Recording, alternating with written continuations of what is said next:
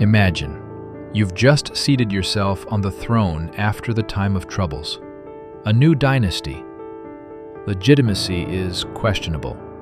The army is subdued. The church is bought off. Chronicles are being written to your dictation. Everything that happened before you is now called what you say. But a report is laid on the table. The previous sovereign, the so-called mad tyrant, left behind fortresses with identical geometry, a unified coinage system, a legal code, and 25 years of wars won on multiple fronts. This is not a barbarian. This is a man who inherited a system, and this system is still alive in the land, in stone, in people's memory. One decree, and this man becomes a monster. One artist, and 300 years later, the whole world knows only one painting. One word, terrible, and the system behind him ceases to exist. What will you choose? To leave him a reputation as a statesman and explain where the infrastructure came from, or to erase him twice, first with poison, then with history? Now, let's see how this played out in reality. There is a painting that everyone knows. Ivan the Terrible holds his dying son in his arms, blood on the temple, a mad gaze. Hands that a moment ago were killing now cling to the body. The painting hangs in the Tretyakov Gallery. It is printed in textbooks. It is shown in history lessons as a documentary testament to the era. You have seen it 1,000 times. It has become synonymous with the name. But there is one question that almost no one asks.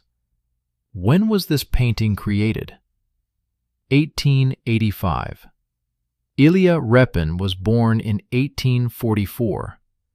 Tsarevich Ivan passed away in 1581. Between the event and the painting, 300 years and a few months. Repin did not see either Ivan or his son. He relied on sources whose authors also saw nothing, and those authors relied on retellings. Check a simple thing. Take any event from 300 years ago. Imagine an artist painting it based on someone else's descriptions, in a different era, amidst a different political climate, with the concerns of their own time. How much can this painting be considered a documentary testament? If this painting were presented in court as the sole evidence of a crime, any lawyer would dismantle it in 30 seconds. The artist was born 263 years after the witness's death. He worked from a retelling of a retelling, created at a very specific historical moment with specific political objectives. More on that later. This is not a document. This is an interpretation. And yet, the entire reputation of Ivan the Terrible as the murderer of his own son rests on this painting and a few texts by authors that we will also examine. For now, remember this. We have something fundamentally more reliable than 19th century painting. We have bones. Pay close attention. In 2009, the burial site of Tsarevich Ivan was uncovered in the Archangel Cathedral of the Moscow Kremlin. They didn't just open the tomb, they conducted a full forensic examination using modern laboratory equipment. The skeletal remains were studied using methods that were not available to previous generations of researchers. The result for the first question? No signs of skull injury. No fractures, no dents. Not a single indication of a blow from a metal object. The official version of the murder goes like this. The Tsar, in a fit of rage, struck his son in the temple with a staff with a metal tip. A blow to the head with lethal force. Analyze the physics of this event. Metal tip. A blow of sufficient force to cause immediate loss of consciousness and subsequently death. This is not a sporting strike. It is an impact that destroys brain tissue through the skull. In forensic practice, this is referred to as a blunt head trauma with a skull fracture. Such an impact leaves a clear mark on the bone. A linear fracture of the cranial bone, a depressed crack, deformation of the periosteum, traces of hemorrhage in the bone tissue. This does not depend on the passage of time. The bone retains such marks for thousands of years. Look at the Egyptian mummies. You can see injuries sustained during their lifetime 3,000 years ago. In medieval graves throughout Europe, traces of battle wounds can be read. Chopped blows, puncture wounds, gunshot damages inflicted 400 to 500 years ago. Bone remains silent only about one thing: what was not there. No trace of the blow from the staff. The bone remained silent. At first glance, it seems logical. Perhaps it's just poor preservation? The remains have deteriorated, the evidence lost.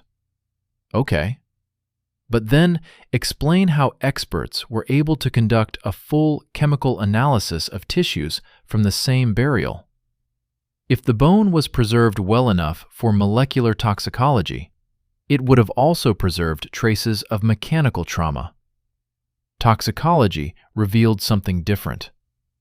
Mercury in the remains of the Tsarevich is 32 times higher than the normal level in bone tissue. Arsenic is 9 times above normal. Lead is also elevated.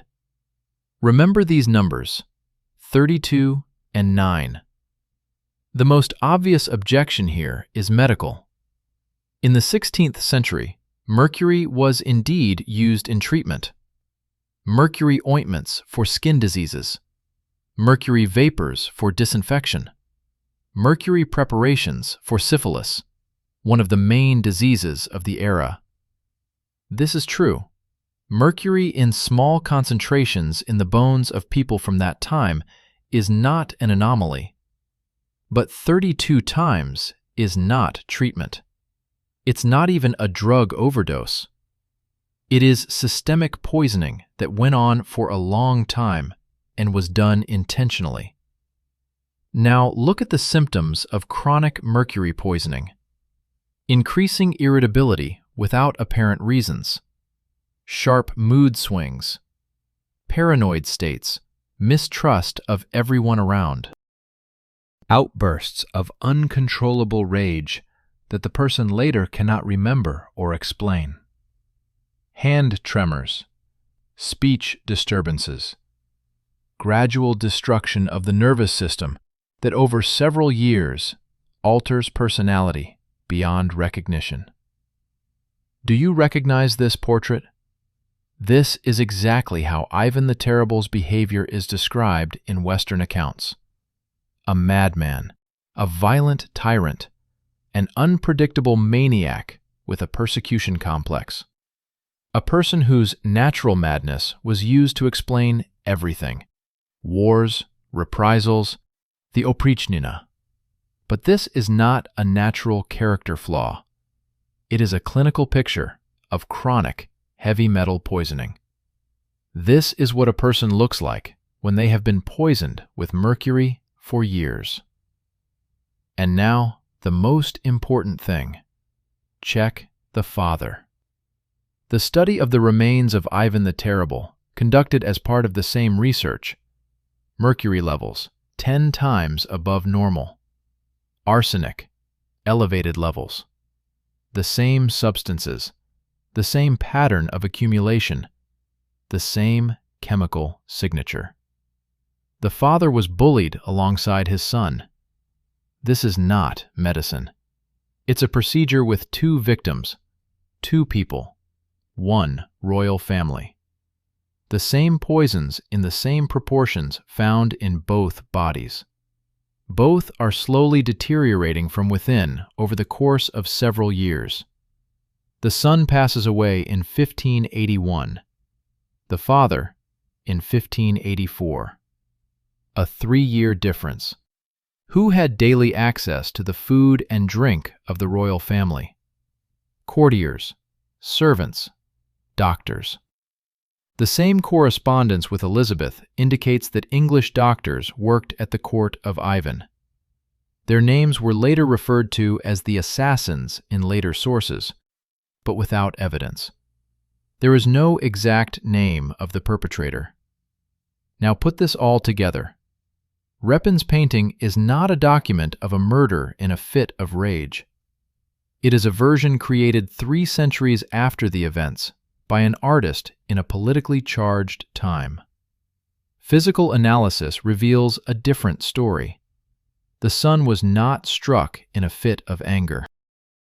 The sun was methodically poisoned over the course of months or years, and so was the father, simultaneously, by someone who had access and acted systematically. Who wrote the version about the murder with a staff? There is one person from whom everything begins: Antonio Passavino, a Jesuit monk and simultaneously one of the most experienced diplomats of the Vatican of his time. A papal legate, a man with impeccable connections at the court of Pope Gregory XIII. He had completed missions in several European states. He arrived in Moscow in 1581. His task was twofold. First, to persuade Ivan to accept the Union, the acknowledgement of the supremacy of the Pope of Rome, and thereby bring Russia under the influence of Rome. Second, to establish a military alliance against Turkey in order to direct Russian resources against the Ottoman Empire. Both objectives are strategically important. Success would mean immense influence for the Vatican over the largest state in northeastern Europe. Ivan refused. And he didn't just say no. He engaged in a public theological debate with Passavino about the differences between Orthodoxy and Catholicism, about the nature of papal authority, both secular and spiritual, about the reasons for the schism, about why union would be unacceptable. According to all reviews, including Passavino's own notes, Ivan argued skillfully and firmly. He was not an ignorant barbarian being taught civilization. He was a man with a theological education, knowledgeable about the subject, and capable of utilizing it. Passavino returned empty-handed. Assess the psychology of the situation. An experienced diplomat, a lengthy career. The main mission of his professional life has failed, and not just failed, but with a public defeat in a debate. The person who humiliated him was exactly the one he was supposed to convince. After some time, Passavino writes Moscovia, a treatise on Russia and its ruler. In the text, Ivan the Terrible is portrayed as a mad tyrant who, in a fit of rage, killed his own son. This is the main scene that spread throughout Europe. Passavino is the first and primary source of the version about the murder with a staff. In court, such a witness is the first candidate for dismissal due to personal interest. The motive is obvious. The opportunity exists. Testimony against a person who has humiliated you professionally. This is a basic assessment of credibility. In historical science, this is the primary source. But Passavino was not the only one. Gottfried von Straten was a former oprichnik of German origin who served in Muscovy and at some point fled. He did not merely write memoirs about the atrocities of the Tsar. He simultaneously devised a detailed plan for a military invasion of Russia and sent it to German Emperor Rudolf II. Look at this as a single document. The description of the king's atrocities and the invasion plan, one package, one author, one recipient, one goal: to justify military intervention. The memoirs of barbarism are not personal recollections. They are propaganda material to justify aggression. Johann Taube and Ellert Cruz. Two Germans who spent 6 years in captivity in Moscow, then escaped and immediately found themselves on the payroll of the Polish-Lithuanian Commonwealth, Ivan's main adversary in the Livonian War. Their letter to the Duke of Courland describes the events in Novgorod with stunning detail. One detail stands out. Taube and Cruz write about the great famous river Volga flowing through Novgorod. In another text, an anonymous brochure printed in Frankfurt am Main in the year 1572, the same mistake occurs. Bodies were thrown into the Volga River in Novgorod. The Volkhov River flows through Veliki Novgorod. The Volga is in Nizhny Novgorod. The distance between the two cities is over 500 kilometers. This is not a typo. This is not a language mix-up. This is basic geography that cannot be confused if you've truly been to Veliki Novgorod, even if just passing through. People who spent 6 years in Muscovy and describe the Novgorod events as eyewitnesses do not know which river flows through Novgorod. This doesn't add up. Neutral witnesses? 0. Each source has personal motives. A failed diplomat, a traitor with an invasion plan, prisoners of war on the enemy's payroll with basic geographical errors. The entire narrative surrounding the murder of the son and the Novgorod pogrom rests on these 3 pillars. But let's assume that the cruelty did exist after all. Let's examine it in comparison. 37 years of rule. The official estimate, accepted by Russian historians themselves who have worked with primary sources, ranges from 3,000 to 5,000 people. But there is one important detail that is almost never mentioned. Ivan personally compiled the synodics, the names of those who perished at his command, sending them to the monasteries with the request to pray for each one. What this says about a person will be discussed later.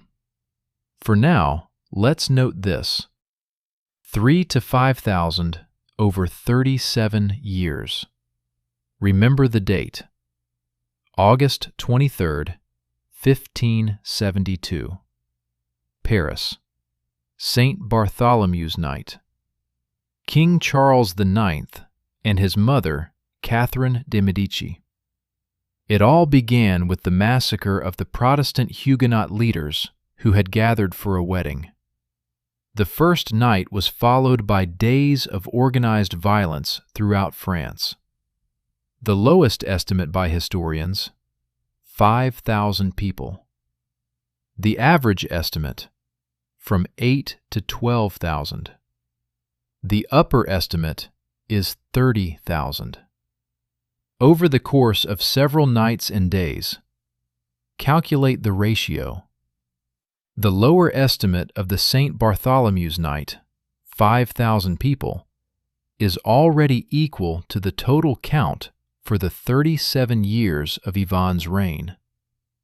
The average estimate is 2 to 3 times higher. The upper estimate is 6 times more. Charles IX entered history as a monarch of the Renaissance era.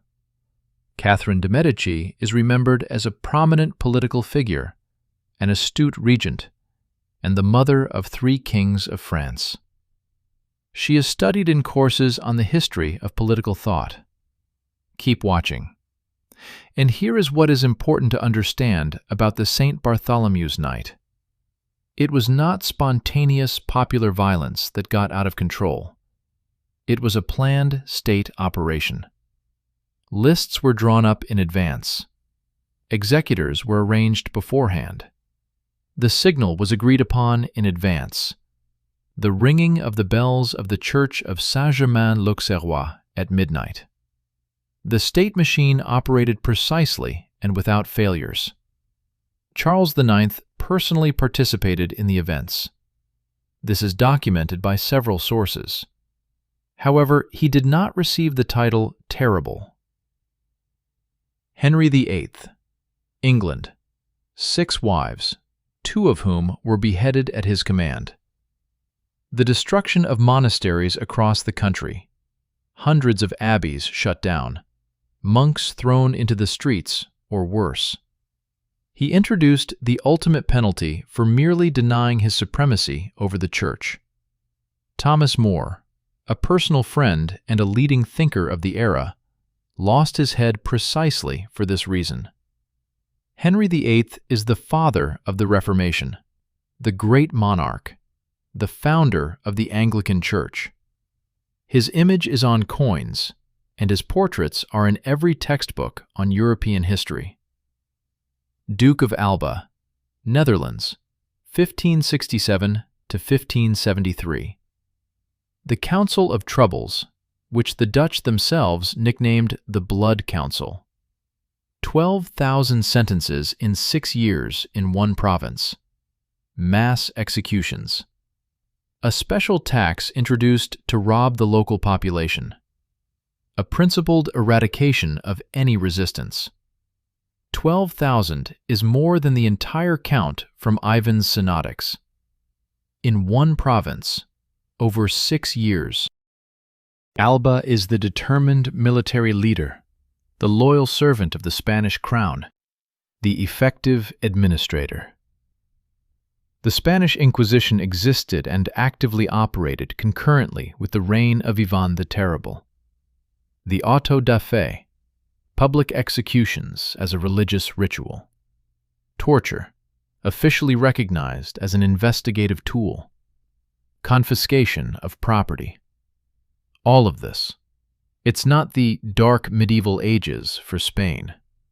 Spain at this time is the leading power in the world, setting cultural trends.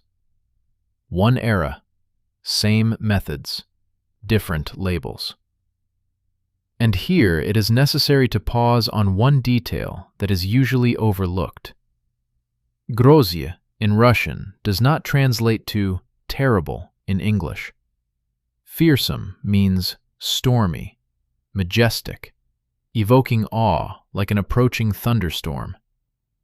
In the Russian language, there are established phrases such as fearsome gaze, fearsome power, thunderous clouds. It is a might that makes you involuntarily stop. Not horror, but reverence. Terrible in English means awful, monstrous, repulsive. In other European languages, der Schreckliche in German means the terrifying. El terrible in Spanish translates to the monstrous. Le terrible in French conveys the same meaning. All Western translations chose one semantic range. Not formidable, fearsome to enemies. Not grand, great. It is precisely monstrous.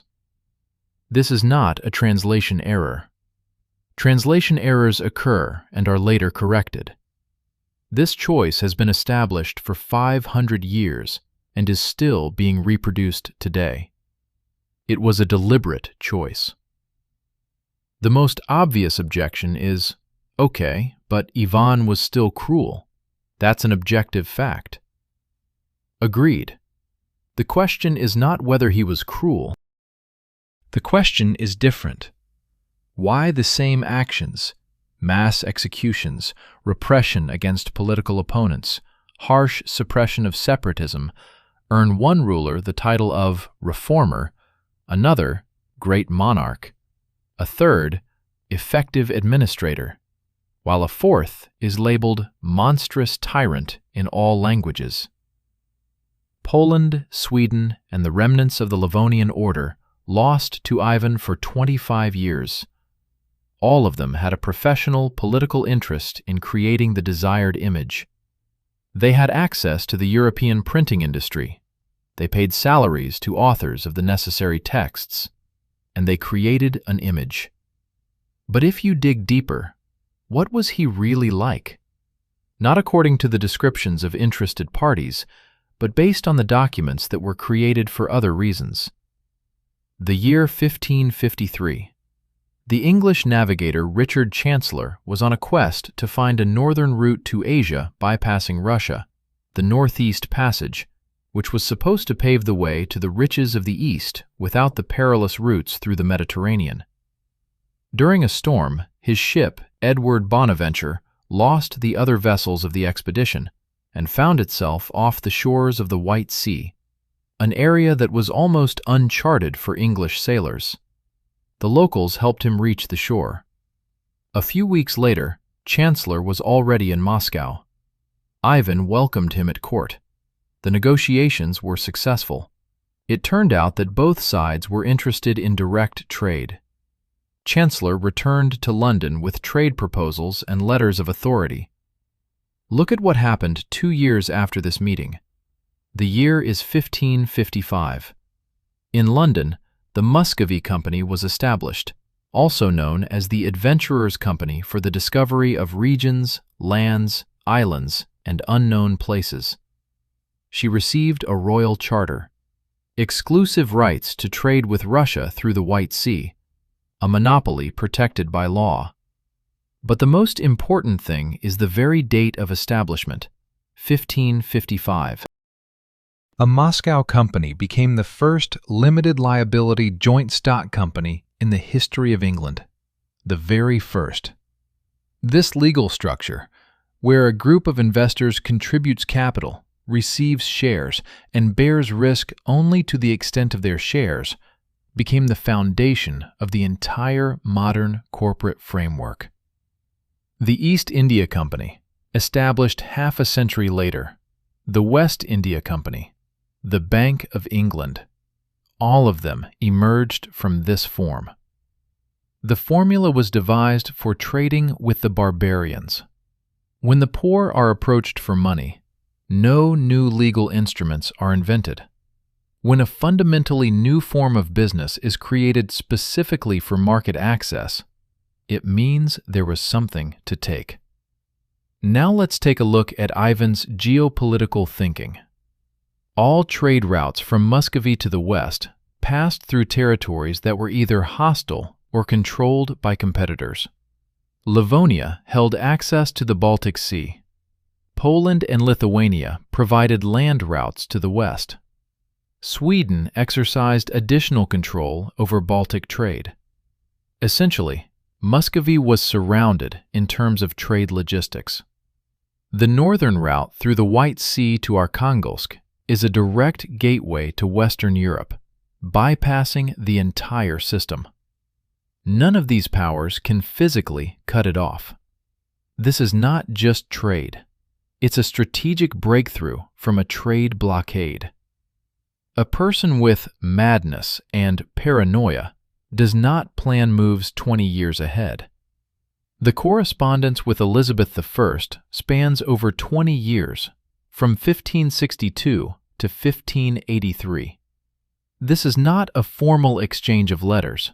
It is a substantive dialogue between two sovereigns who bargain, demand, complain, threaten, concede, and return to negotiations. In one of his letters, Ivan directly points out that the English queen allows trading peasants to manage state affairs. This sounds like an insult. In reality, it is a political analysis. It was precisely during this period that the English trading bourgeoisie became a real force, capable of influencing foreign policy. It was they who pushed for the establishment and privileges of the Muscovy Company. They determined the nature of relations with Russia. Ivan saw this and named it directly. Elizabeth did not interrupt the correspondence. She did not declare his outbursts unacceptable. She did not withdraw the ambassadors. She responded, continued to negotiate, and maintained the dialogue for 20 years. Because trade was profitable. At first glance, it seems like just a diplomatic rudeness. But then, explain this. How did this rudeness ensure an uninterrupted trade route through the White Sea throughout the Livonian War, when all Western routes were blocked or under threat? This is a calculation. Sharp, precise, long-term. But we were created with a different image. Let's return to the oprichnina. They are depicted with brooms and dog heads at the saddles. Highway bandits. Sadistic servants of a maniac. An image of the dark Middle Ages expressed in a single picture. Now take a look at the timeline. The year 1480. A miniature from the Illustrated Chronicle. The stand on the river Ugra. This chronicle was created directly in the era it describes. The illustration clearly shows handheld firearms. The text states explicitly, they shot with arrows and hand cannons. The firearm of the year 1480 is a handheld gun with a matchlock. Now let's analyze the technology of its production. Barrel. Forged or drilled steel pipe. This requires forges with sufficient power, steel billets of the required grade, and knowledge of metallurgy. Lock mechanism. Flintlock with a shelf for gunpowder, flint or wick. Several dozen parts that require precise fitting. Stock. Wood, processed for ease of holding and aiming. Serial production for the Army means thousands of units. Thousands of guns require hundreds of blacksmiths, years of work, and an organized supply chain of materials. This is not the handiwork of a single artisan. The year 1480, 90 years before the start of the oprichnina. Firearms in mass military use. Think about this. The oprichniki are an elite guard, the personal protection of the sovereign. By any logic of any era, the bodyguards of the head of state should have the best weaponry available in the country. They show us them with brooms. It was a conscious choice of imagery. The broom and dog's head symbolize a depiction of barbarism. The musket symbolizes a depiction of a technological state. When you describe an elite guard through a broom rather than through weapons, you create an image of savages who rely on superstitious fear. You will be told this was real symbolism, and several sources describe it. Okay, but those same sources do not mention firearms, which these people undoubtedly had. By choosing what to describe and what not to, the authors made a choice. And that choice consistently removed technology and left behind barbarism. Because technology shatters the image. Here is where the most important part begins. Calculate just one component of military logistics.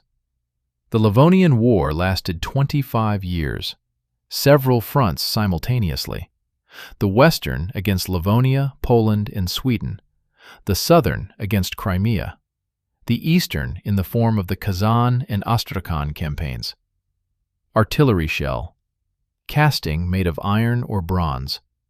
For production, the following are needed.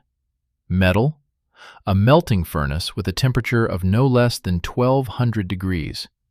Bellows for blowing air. Fuel, usually charcoal or coke. Casting molds, and skilled foundry workers. Calculate the productivity. A team of 20 people with functioning equipment produces several hundred shells a day.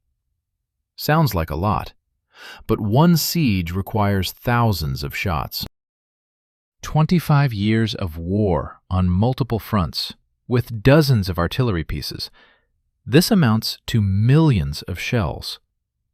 This requires dozens of foundries operating continuously. Constant supply of metal. Constant supply of fuel. Storage and transportation infrastructure. Add gunpowder. The saltpeter was extracted from organic deposits, manure pits, compost heaps. and required years of maturation.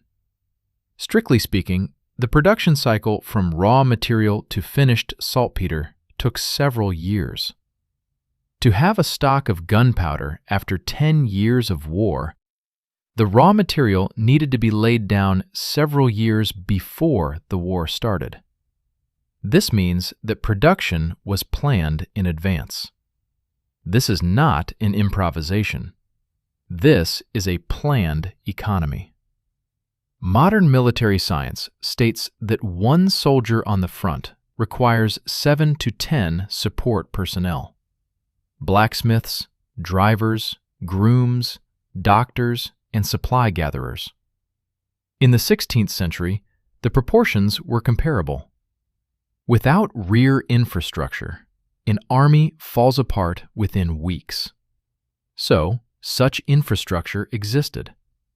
A network of roads capable of bearing heavy wagons, fortresses stocked with provisions and weapons, cities with the ability to accommodate and resupply troops.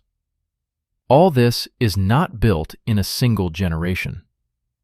Ivan the Terrible did not build this from scratch. He inherited the system. Now take a look at the fortresses. From the Baltic to Siberia, polygonal fortifications with angular bastions of specific geometry. Narva, Ivangorod, Pskov, Smolensk, Tobolsk. Thousands of kilometers of distance. Identical angles. Identical proportions of the bastions. One constructive principle. This is not a coincidence of architectural tastes. Official explanation? Italian engineers, invited during Ivan III's time, the grandfather of Ivan the Terrible, brought this technology from Europe. The technology of star fortification is of Italian origin. But some of the fortresses with identical geometry date back to before the Italians arrived at the Moscow court. They didn't transmit the technology. Rather, they discovered an already existing tradition. This is not borrowing. It is an independent system that goes deeper than the official chronology.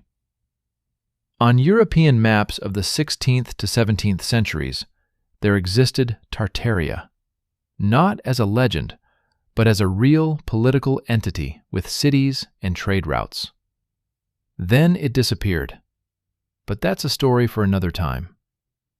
Ivan the Terrible was not the beginning of this story. He was a part of its end. One fact that puts an end to all theories about the Novgorod pogrom. The year is 1571. The Crimean Khan Devlet-Girey, with a united army, Crimean Tatars, Nogais, and troops from Turkey, is advancing toward Moscow. This is not a raid for plunder.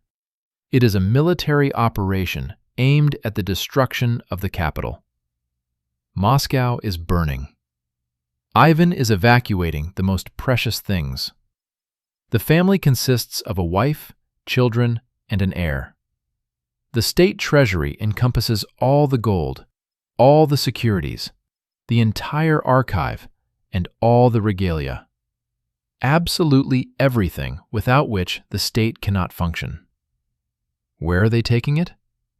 To Veliki Novgorod, the very city that, according to the descriptions of Taube, Cruz, and an anonymous Frankfurt pamphlet, endured a monstrous massacre 2 years earlier. On January 28, 1572, wagons carrying the Tsar's treasury arrived in Novgorod. 450 sleighs. The treasury was housed in the basements of churches: the Church of St. Nicholas the Wonder Worker, the Church of St. Friday, and the Church of the Myrrh-Bearer Women, under round-the-clock guard by the shooters. Evaluate the logic of this solution. All the combat-ready forces of the country have been thrown to the south, to repel the Tatars and defend Moscow. At this moment in Novgorod are the Tsar's wife, his children, his heir, and the entire gold reserve of the country.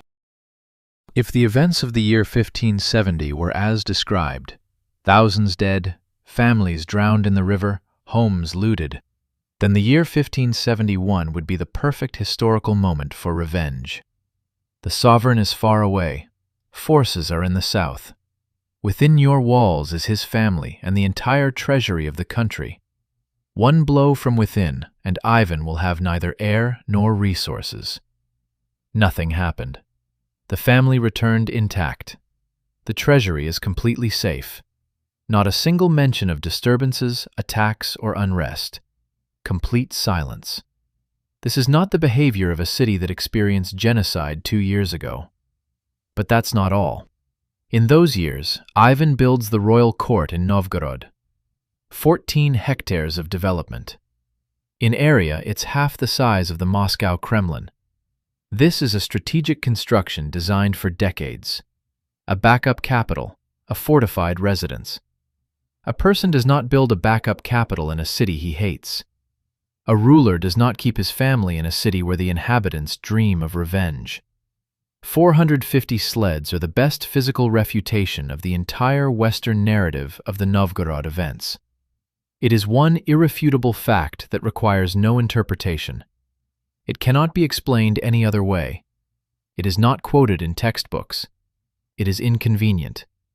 But there is another witness who is almost never mentioned in this conversation. Coins. In the year 1535, during the reign of the young Ivan, under the regency of his mother Elena Glinskaya, Russia implemented a monetary reform. The disparate coins of the provincial principalities were replaced by a unified system. The kopeck, a standard weight of silver, a standard depiction, a rider with a spear. The mints in Moscow, Novgorod, and Pskov began operating according to uniform technical standards. Calculate what this means in practice. The unified monetary system from the Baltic to the Urals requires quality control of metal in 3 different cities simultaneously. This involves inspectors with authority, written standards, verification procedures, and penalties for violations. It is an administrative apparatus that physically ensures compliance with regulations thousands of kilometers away from the center. Coins from that time are now found throughout this territory, in the same style, with the same quality of silver. They bear no memory of the political agendas of any texts. They did not receive salaries from the Polish-Lithuanian Commonwealth. They simply exist and demonstrate the true scale of the economy. A scale incompatible with the image of a poor, barbaric state on the edge of Europe. And it is precisely for this reason that a fundamentally new legal construct was invented to access this market. The Moscow Company was the first joint stock company with limited liability in the history of England. The first. This form became the foundation of the entire subsequent corporate system of the West. The East India Company, the Bank of England, the West India Company, all of them grew out of this template. And the template was created for the sake of trade with the barbarians. They go to the poor for money. New legal instruments are being devised for wealthy markets. Now put this together. Bones are poisoning, not bludgeoning. 450 sleds signify real relations with Novgorod, not a pogrom. 2 decades of correspondence with Elizabeth reveal a state analyst seeing the structure of foreign power. A unified currency system indicates an industrial-scale economy. Fortresses with identical geometry signal a singular source of design that existed before the official timeline. None of these sources were created to prove this version. Neither the bones, nor the coins, nor the merchant routes of the Moscow Company had a political agenda. They simply recorded what was. And all together they point not to the madman, but to the system behind him. But let's take a look at what usually gets overlooked. There is a detail that is hardly mentioned in Posevino's account. No Russian chronicle from that time describes the prince's demise as a blow from a staff in anger. Russian sources speak of illness, of a prolonged malaise, of a gradual decline. Two narratives, one from the people who lived nearby and witnessed it from the inside, the other from the diplomat who was denied access. In court, this is referred to as the testimony of an interested party versus the testimony of eyewitnesses. Now let's return to military logistics, but from a different angle. We talked about the bullets and gunpowder. Now let's look at another component, the people. 25 years of the Livonian War is not just about metal and gunpowder. It's about the living soldiers who need to be recruited, trained, armed, clothed, fed, transported to the front, and kept in fighting condition. In the 16th century, armies in the field lost men not only to the enemy. Diseases claimed more lives than the foe. Dysentery, typhus, and cold-related illnesses from camping in the field. On average, the armies of that time lost 3 to 5 times more to illnesses than to combat. So, to maintain a force of approximately 10,000 combat-ready personnel in the field for one season, you need to have a reserve of 30 to 50,000 to replenish losses from illnesses, wounds, and desertions. Plus, there's a constant need for recruitment and training of new individuals. 25 years. This is a colossal human resource. It comes from the population, and the population consists of cities and villages that feed both themselves and the army simultaneously. Simultaneously with the Livonian War, the annexation of Kazan took place, followed by Astrakhan. These were separate campaigns with their own supply lines. Then there was the Crimean threat, which required troops to be stationed constantly on the southern borders. Several military directions simultaneously. Each has its own logistics chain. Look at Kazan, 1552. The Siege of Kazan is one of the largest military operations of the 16th century in Eastern Europe. A full-scale siege with artillery batteries, engineering works, and underground mining galleries. The explosion of a tower from within is an engineering operation that requires calculations, materials, and specialists. Look at the details of this siege. Engineer Ivan Virodkov was in charge of constructing the siege works. Within a few weeks, a complete siege infrastructure was built around Kazan.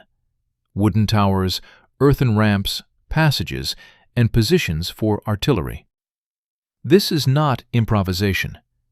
It is work based on pre-prepared plans with skilled people who know how to do this. The mining gallery beneath the walls of Kazan is an underground work several meters below the fortifications, designed with calculations for soil pressure, explosion direction, and charge power. The masters who carried this out studied somewhere for this. Where? Officially, foreign specialists have been invited. Partially, this is true, but foreign specialists work with what is available on the ground. If there is no organized logistics, no coordinated units, no command system, a single engineer will not be able to make a difference. The system already existed. Foreigners integrated into it rather than creating it. Now to the most uncomfortable question, about the time of troubles. Ivan the Terrible passed away in 1584. 6 years later, his last son, Fyodor, childless and frail, also died. The Rurik dynasty came to an end. The time of troubles began. Look at the timeline. 1605 to 1613, 8 years. During this time, several impostors passed through Moscow, each with Polish or Swedish support. Polish troops occupied Moscow. Sweden seized the northwestern borders. The country several times de facto ceased to exist as a unified state. Question: why specifically after Ivan? Not after Ivan III, who also did not have a guaranteed heir for a long time. Not after Vasily III, whose first wife was barren for 20 years. It was precisely after Ivan IV that the system fell apart in just a few years. The most obvious explanation is coincidence. There was simply no heir. Okay, but then explain why there was no heir from this ruler, whose family had 32 times the normal level of mercury in their bones. Mercury in high doses affects reproductive function. This is a clinical fact known to modern toxicology. Chronic mercury poisoning causes disorders that reduce the viability of offspring. Ivan had several children. Most of them did not survive their father. Of those who reached adulthood, one was found incapable of managing affairs, while another died under mysterious circumstances in Uglich. This is an unconfirmed conclusion. It is a theory that requires verification. However, it explains what the official narrative attributes to mere unfortunate coincidence.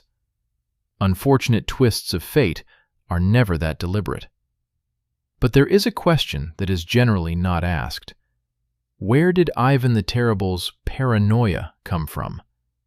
Western sources describe it as an innate disorder, a natural trait, a character pathology with which he was born and with which he died. This is a convenient explanation. It requires no reasons. But paranoia comes in two forms. One is clinical, where a person sees threats where there are none. The other is rational, where the threats are real and documented.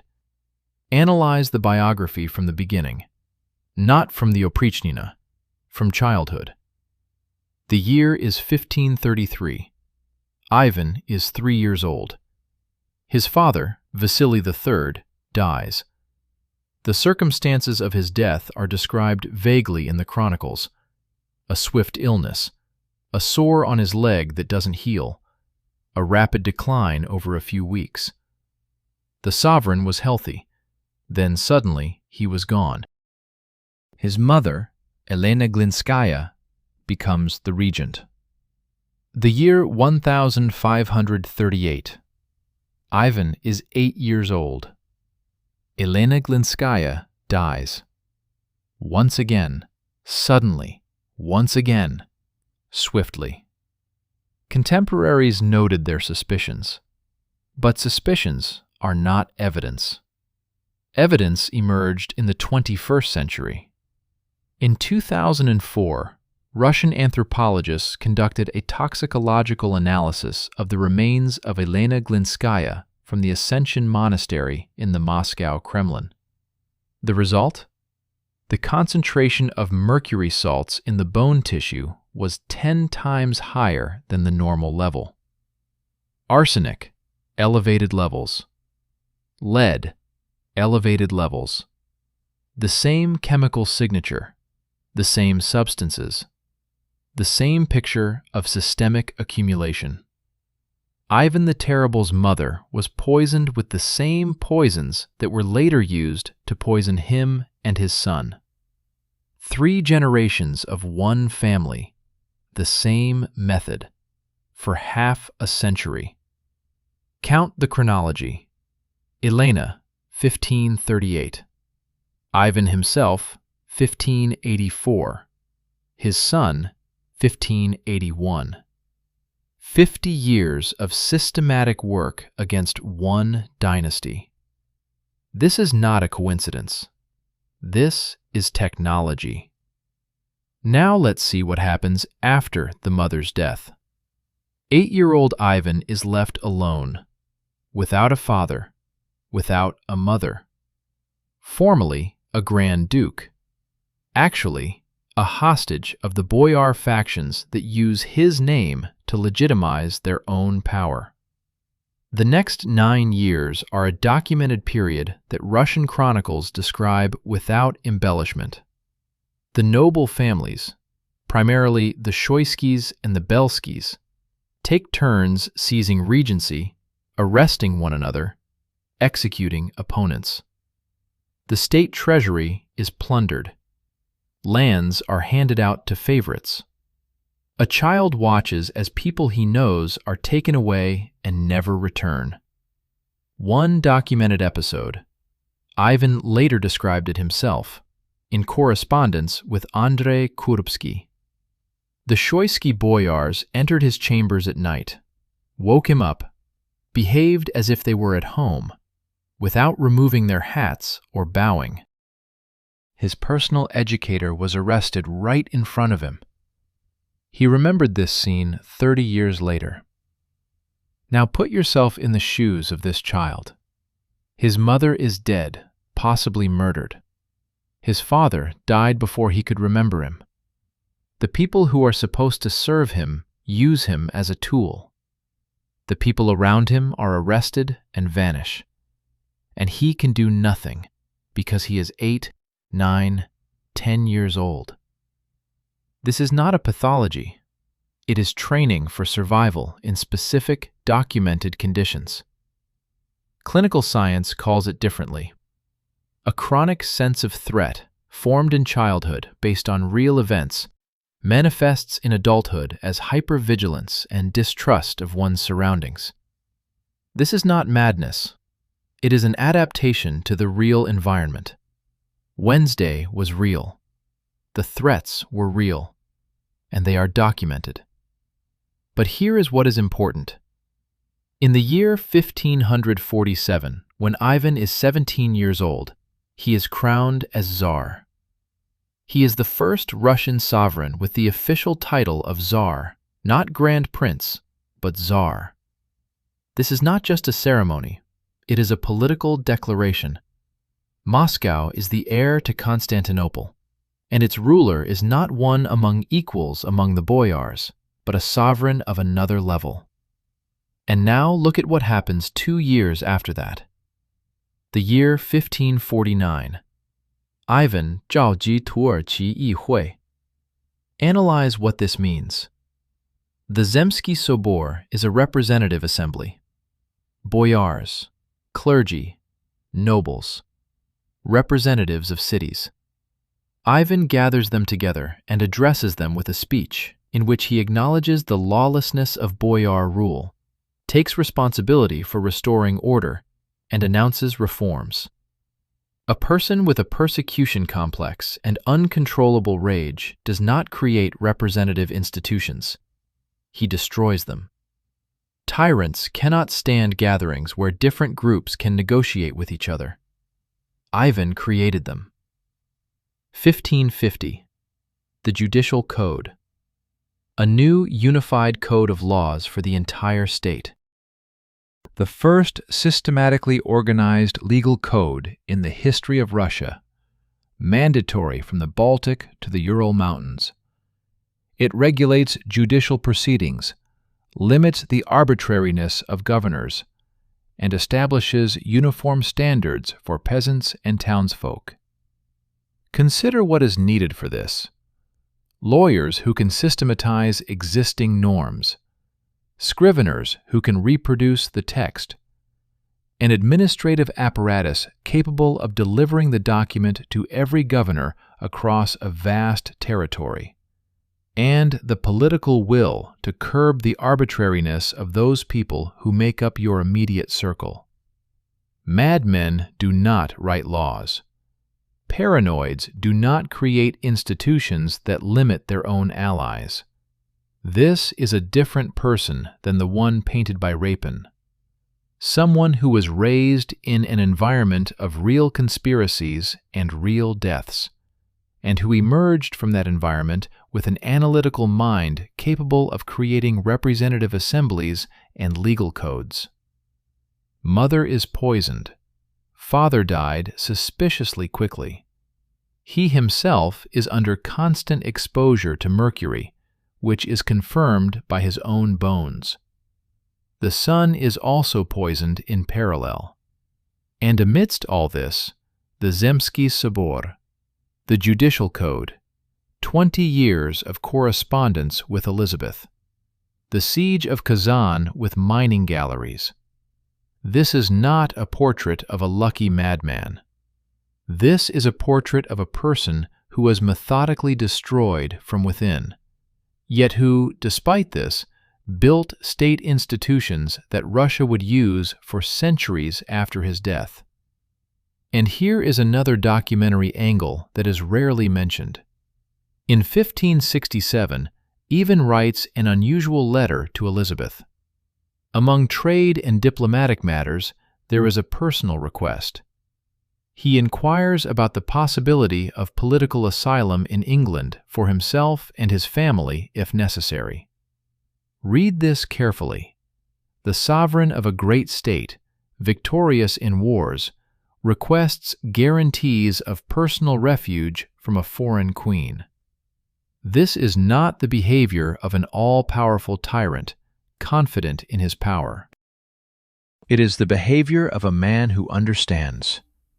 Within his own courtyard exist forces capable of destroying him, who has seen his mother being killed, who knows that he himself is slowly being poisoned, although he may not comprehend the mechanism. Elizaveta responded evasively. She didn't promise refuge, but she continued the correspondence. The official historiography explains this episode as a manifestation of unstable psyche. The sovereign, suffering from paranoia, invents threats. Check the timeline. 1567, the request for asylum. 1581, the sun is dead, mercury levels 32 times higher than normal. 1584, he himself is dead, mercury levels 10 times higher than normal. The threats he saw in 1567 were not fabricated. They materialized just as he had described, through bones. When a person says, "I am being hunted to death," and then ends up dead from poisoning, that is not called paranoia. It's called a correct assessment of the situation. 3 generations, 1 chemical signature. The Zemski Sobor and the Judicial Code, against all odds. This is not the story of a madman on the throne. This is the story of a man who was killed from childhood, and who, while being killed, built a state. Let's take a look at another angle that is often overlooked. The Library of Ivan the Terrible. The existence of this library is a documented fact. Various sources, including foreign ones, mention a vast collection of books and manuscripts that was at the disposal of the Tsar. According to some descriptions, it consisted of several hundred volumes, including manuscripts in Greek, Latin, Hebrew, and Arabic. The materials are said to have been brought to Moscow by Sophia Paleologus, the grandmother of Ivan the Terrible, from Constantinople. Where is this library now? Nobody knows. This is not a metaphor. It is a literal historical fact. Ivan the Terrible's library is one of the major historical mysteries.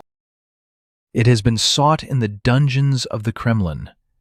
It has been sought in the cellars of Novgorod churches. It has been sought beneath Alexandrovskaya Sloboda. It has not been found. Ask a simple question. A library consisting of several hundred volumes is made up of physical objects. Books do not disappear. They either exist, have been deliberately destroyed, or are hidden in such a way that no one has found them for 400 years. What was in that library?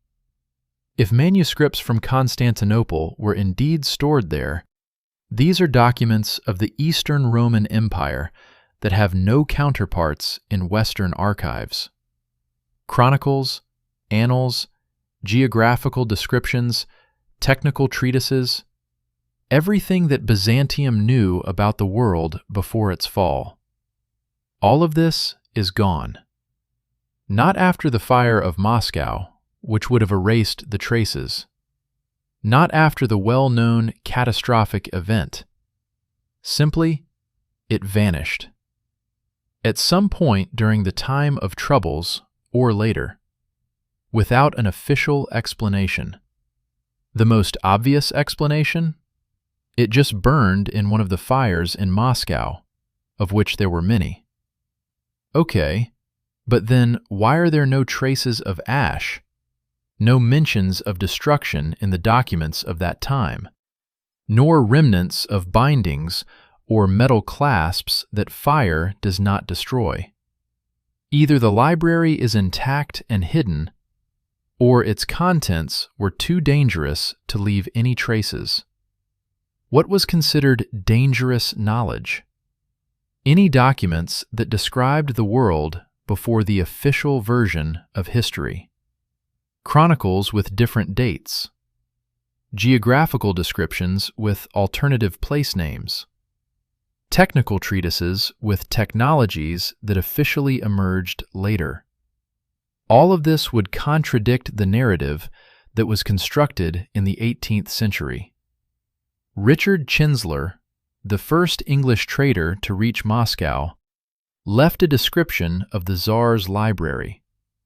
According to him, he had never seen so many books in one place. He was an educated man of his time, having seen the libraries of Oxford and European monasteries.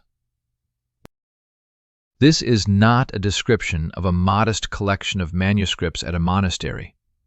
This is a description of a state archive of knowledge. Where he is now, no one knows. There is one more point that should be noted separately. We talked about Henry VIII, Charles IX, and the Duke of Alba. But there is a detail that unites them all with Ivan the Terrible, and which is almost never compared. They all ruled during roughly the same era, the 1530s to the 1580s, the age of Reformation, religious wars, and the reshaping of Europe. In this era, cruelty was a tool of state governance everywhere. An exception, a norm. Executions for heresy, executions for treason, executions for refusing the ruler's faith. This is not a characteristic of one ruler or one people. It is a method of the age. And in this era, Ivan had one specific trait that distinguished him not in a worse light, but rather in a better one compared to his colleagues. Synodics. He is the only one among the mentioned rulers who kept named lists of the deceased at his command and prayed for each of them. Henry VIII did not pray for Thomas More. Charles IX did not compile lists of the dead from the St. Bartholomew's night. The Duke of Alba did not commemorate the victims of the Blood Council. Ivan was leading. This is not an excuse. It's a fact that alters the psychological profile. And when you see this detail, the synodics, the northern trade route, 20 years of correspondence with Elizabeth, a chemically pure analysis of the bones with no signs of impact, 450 sleds with the treasure in the devastated city, the picture comes together differently. Not a tyrant madman who was fortunate in wars, a statesman who was slowly destroyed from within, and who was eliminated from the outside only after his physical departure, because he was the last one who knew. What was known is the very question to which everything leads, and the answer to it is not in the biography of a single person. It is in the system that this person represented in the system that was called Tartary, in the system that vanished from the maps but did not disappear from the earth. The traces remain. You just need to know where to look. There is one more fact that is almost always overlooked in discussions about Ivan the Terrible: typography. In the year 1564, Ivan Fyodorov and Pyotr Mstislavets printed the first dated book in Russia, the Apostle. This is officially the first Russian printed book. Officially, the first. But look at what happens next. Ivan Fyodorov is forced to flee from Moscow. The reason is described vaguely in the chronicles. It is said that the clergy rebelled against the printing industry. The printing house in Moscow burns down. Ivan Fyodorov moves to Lithuania, then to Ukraine, where he continues his work. Question: why? If the sovereign supported the printing business, specifically, it was under Ivan's support that the Moscow printing house was established, then why is its first master forced to flee? Why does the printing house burn down instead of being restored? At first glance, church opposition, medieval obscurantism. The clergy feared the spread of books. But look at it from another angle. Ivan Fyodorov continued to work in Lithuania and Ukraine without any significant problems. This means that the printing business itself was not forbidden. Therefore, the problem lay in something specific. What exactly were you planning to print? What did you not want to become publicly available? There is no answer to this question. The sources remain silent. What is curious in itself is that the disappearance of one question from documents usually indicates that someone asked that question and then removed it. Let's return to the cartographers. For 2 centuries, from around 1560 to 1760, Tartary existed on European maps. Not as a legend, nor as a terra incognita marked with "Here be dragons," but as a real geographical and political entity with named cities, trade routes, and administrative regions. Gerard Mercator, map of 1589.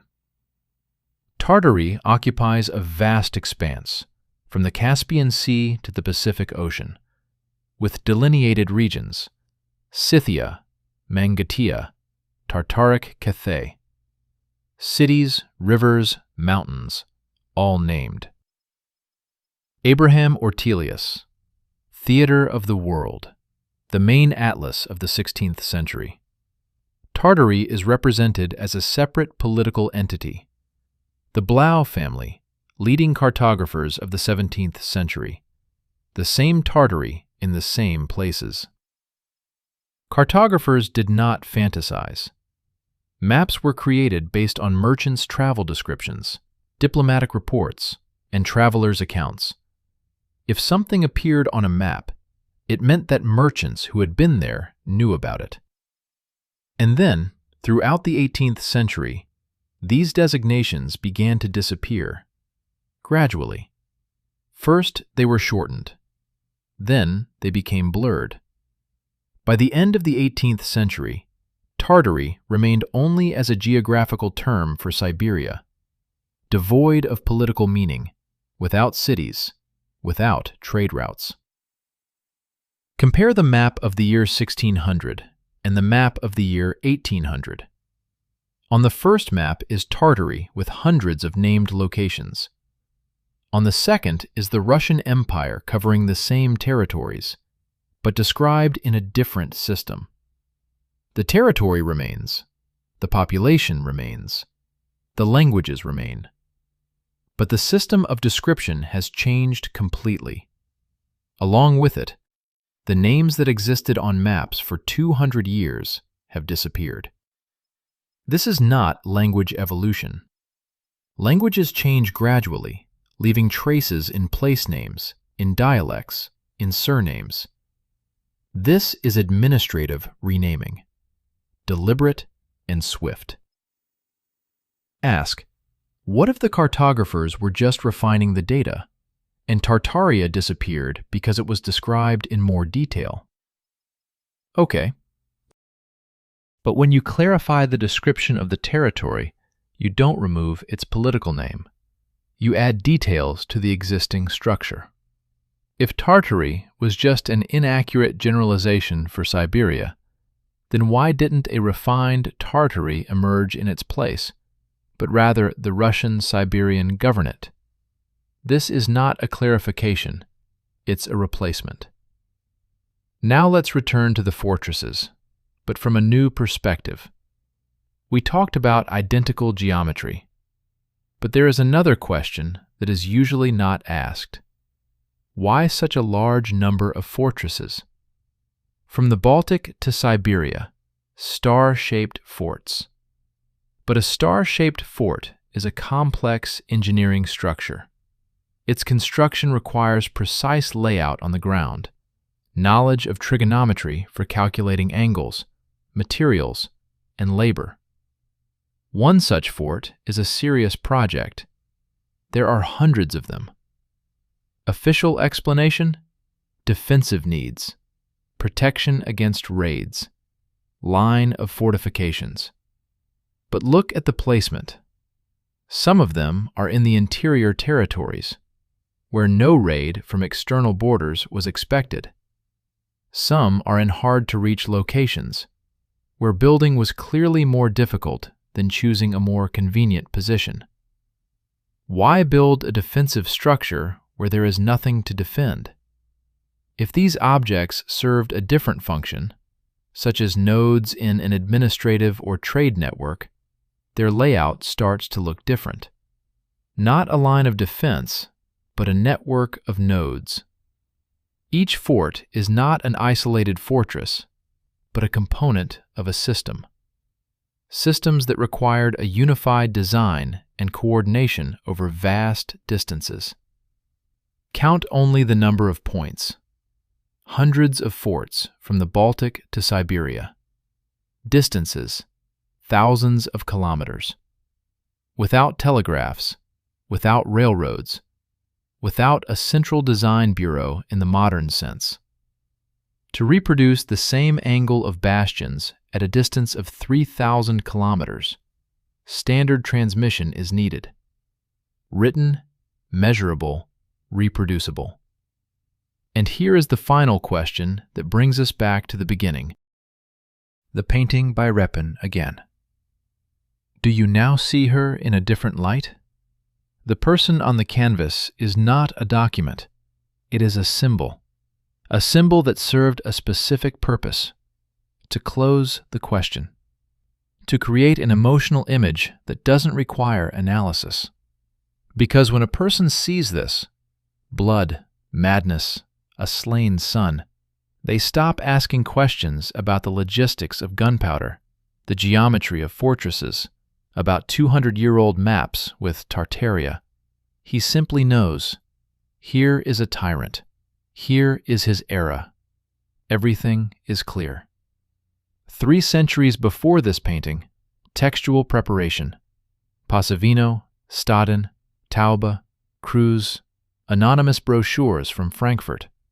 All of them created a single image, a barbaric state, a maniac on the throne, random victories of a madman.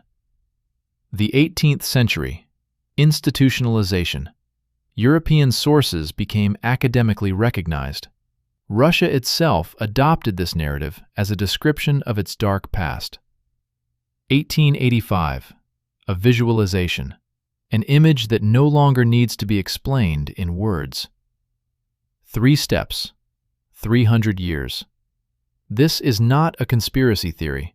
It is simply a description of how information warfare operates on a historical scale. With every step, there are specific authors with specific names and concrete professional motives.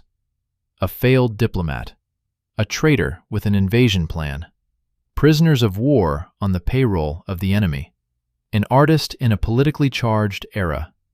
Everyone did their part. Together, they didn't just kill a person. They killed an era. Because if we acknowledge the real Ivan, we must also acknowledge the system behind him. A system that is not created by just one generation. A system that has had predecessors, whose names and maps vanished from official history in the 18th century. Ivan the Terrible is neither the beginning nor the end. It is the last point at which the system was still visible and functioning. After him came the time of troubles, a fracture, a change in narrative. After him came the 18th century, which describes itself as the beginning of everything. But no beginning comes out of nowhere. And here, it's necessary to take a step back and look at the bigger picture. What do we have? Chemical analysis of bones indicates systemic poisoning rather than a blow from a staff. The testimony of the main witness to the murder, a diplomat who has just failed his mission. Basic geographical errors among the eyewitnesses of the Novgorod events. 450 sleds with treasures in that very devastated city 2 years later. 25 years of multi-front wars without a visible industrial base. Identical geometry of fortresses over thousands of kilometers. 200 years of Tartary on European maps, then suddenly disappearing. A lost library that no one has explained. A runaway first printer and a burned-down printing house. Each of these facts, when considered individually, can be explained by coincidence, a lack of sources, or the chaos of the Middle Ages. But all together, they point in one direction. Behind Ivan the Terrible stood a state with much deeper roots than we are led to believe. A state that inherited the infrastructure, military, trade, administrative, from the system that existed before. And it was precisely this that needed to be concealed. Not out of the malicious intent of one person, not by the command of a single center. It's simply how historical policy is arranged. The victors write history in terms of their victory. The losers either accept this version or vanish from it. After Peter, Russia chose the former. It embraced the European version of its past. It accepted the image of dark barbarism from which Peter saved it. It agreed to terrible instead of Grozny. And along with this agreement, she stopped asking questions about where the infrastructure for 25 years of war comes from. She stopped being surprised by the identical geometry of fortresses at opposite ends of the continent. She stopped noticing that on maps from 200 years ago, it said Tartary, and then it disappeared. I stopped looking at the bones. Bones are the only witness who is not interested. A bone does not receive a salary from the Commonwealth. A bone did not fail a diplomatic mission. A bone did not flee the country or devise invasion plans. The bone says, mercury levels are 32 times higher than the norm. There are no traces of a blow from a staff. This is not a theory. It is the result of analysis, available for verification. The question is, who checks, and who wants to check? I am not offering a ready-made answer. I am suggesting a method, to look at what exists, independently of anyone's interpretations, at chemical results, at geographical discrepancies in the texts of eyewitnesses, at the logic of a ruler who carries the treasury to a devastated city. When all these discrepancies come together, an image emerges, not of Ivan the Terrible, but of what lay behind him, the system that was destroyed alongside him, first by poison, then by reputation, and finally, by an era. This is how civilization is killed. Not in one day, and not with a single blow. Gradually, methodically, over several generations. First, they kill the person who embodies it. Then they kill his image. Next, they rewrite the documents. Then they erase the names from the maps. Finally, they hang a painting in the main museum. And that's it.